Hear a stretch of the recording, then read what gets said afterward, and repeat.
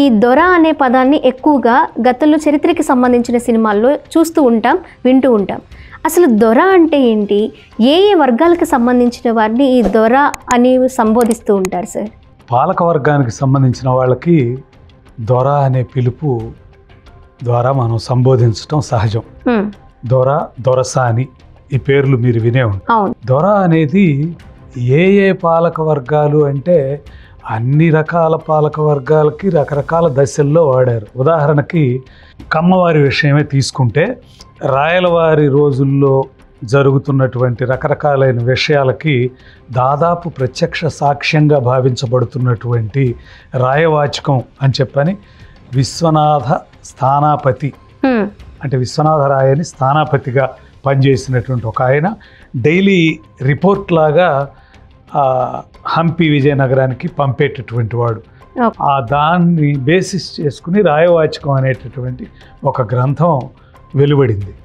దాన్ని 1933లో ఆంధ్ర సాహిత్య పరిషత్ పత్రిక కాకినాడ వాళ్ళు ఆయన జయంతి రామయ్య పంతులు గారనే ఆయన ఎడిటోరియల్ బాధ్యతలు స్వీకరించగా దానిలో ఆ గ్రంథంలో 16వ పేజీలో కమ్మదొరలు, తుళువదొరలు అనే ప్రస్తావన చేయటం జరిగింది.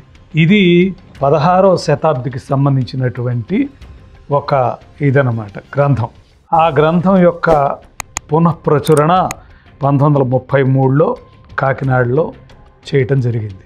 దానిలో కమ్మదొరలు, తుళువదొరలు అనే పేరు అనే శబ్దాలు కనపడుతున్నాయి. అట్లాగే శ్రీకాకుళం జిల్లాలో రణస్థలం మండలంలో కమ్మసిగడాం అనేటటువంటి ఊరు ఉన్నది. ఆ కమ్మసిగడాం దగ్గర కొన్ని వందల సంవత్సరాల నుంచి కమ్మ పతివ్రతగా పేరు పొందినటువంటి ఒక ఆమె మహాలక్ష్మమ్మ అనే ఆమె తన భర్త విజయనగర ఎక్కడ ఈ విజయనగరం జిల్లాలో ఉన్న విజయనగర గజపతి రాజుల యొక్క ఆస్థానంలో సేనాధిపతిగా పనిచేసినటువంటి బొట్ల గురప్ప దొర అనేటటువంటి ఆయన యుద్ధంలో మాయోపాయంతో ఆయన్ని విషపు బాణాలతో చంపుతారు. యుద్ధంలో విజయం సాధించారు ముస్లిమ్స్ మీద. శ్రీకాకుళాన్ని అప్పుడు ముస్లిమ్స్ పరిపాలించేవాళ్ళు. వాళ్ళు దాడి చేసినప్పుడు ఆ దాడిని సమర్థంగా తిప్పికొట్టారు. కానీ ఈ వెలిచేటి చినకోర్మారాయుడు అనేటటువంటి ఆయన, బొట్ల గురప్ప దొర ఇద్దరు కమ్మ సేనానులు. వాళ్ళిద్దరి నాయకత్వంలో ఆ ముస్లిం దండయాత్రను తిప్పికొట్టడం జరిగింది దాడిని. ఆ తర్వాత వాళ్ళు విజయోత్సవాలు రెవెలరీ లాగా చేసుకుంటుంటే ఆ సందర్భంగా ఒక విషపు బాణాన్ని ప్రయోగించి చాటు నుంచి ఇతన్ని చంపటం జరిగింది బొట్ల గురప్ప దొర. ఈ బొట్ల గురప్ప దొర ఎవరు అంటే మహాలక్ష్మమ్మ అనే ఆమె భర్త. ఈ మహాలక్ష్మమ్మ భర్త చితి మీద కూర్చుని సతీసాగమనం చేసింది అప్పటి ఆచారం ప్రకారం. చాలా మంది ఉన్నారు కమ్మ పతివ్రతలు ఆ విధంగా చేసిన వాళ్ళు. ఒక్క కమ్మవారిలోనే ఈ ఆచారం ఉండటాన్ని బట్టి చరిత్రకారులు నిర్ణయించింది ఏంటంటే కమ్మవారు అనేవాళ్ళు ఇక్కడి వాళ్ళు కాదు, వాళ్ళ ఆచార వ్యవహారాలన్నీ కూడా క్షత్రియ ఉత్తరాదికి సంబంధించిన క్షత్రియ ఆచార వ్యవహారాలే వాళ్ళకు ఉండటం వల్ల ఉత్తరాది నుంచి బౌద్ధ జైనాలకి ప్రాచుర్యం కలిగించడం కోసం ఇక్కడికి ప్రచారం కోసం వచ్చిన వాళ్ళు అనేటటువంటిది నిర్ధారణ చేశారు. ఈ బొట్ల గురప్ప దొర అతని పేరుని బట్టే దొర అనే వాడకం కమ్మవారికి కూడా ఉంది అనేటటువంటిది ఇది. అట్లాగే ముసునూరి కాపై నాయకుడు, ప్రోలయ నాయకుడు అనేటటువంటి ఇద్దరు అన్నదమ్ముల పిల్లలు వాళ్ళు. ప్రోలయ నాయకుడు పెద్దవాడు, అతని బాబాయి కొడుకు అయినటువంటి పినతండ్రి కొడుకు అయినటువంటి ఆయన కాపై నాయకుడు. వీళ్ళు కమ్మదొరలే.